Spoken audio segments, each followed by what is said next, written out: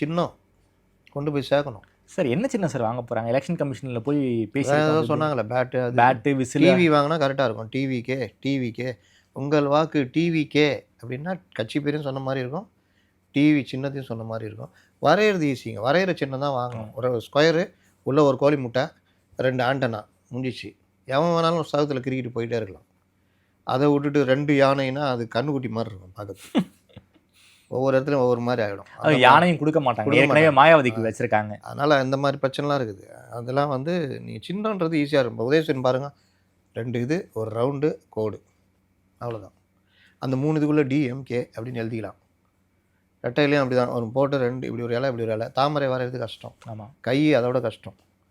இந்த மாதிரி சின்னங்களை வாங்குறதுலையும் டெக்னிக்காக வாங்கணும். பேட்டுனா பரவாயில்ல, பேட்டை தூக்கினே போகலாம். அப்படியே தொப்பி சின்னம் வாங்கினாங்கல்ல, தொப்பினா 100 தொப்பி பிரச்சனை இல்லை. குக்கர் சின்ன வாங்கினா 100 குக்கருக்கு எங்கே போகிறது?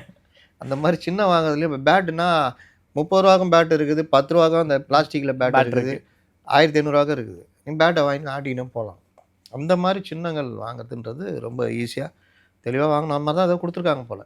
அது விசில் சின்னமெல்லாம் இருக்குன்னு கேட்டிருக்காங்க போல. விசில்னா ஊதினா போகலாம். எல்லாருக்கும் விசில் கொடுத்தா, பிள்ளைங்கள்ட்ட கொடுத்தா போதும், சின்ன பசங்க அது வாட்டில் ஊதிக்கினா இருக்கும்.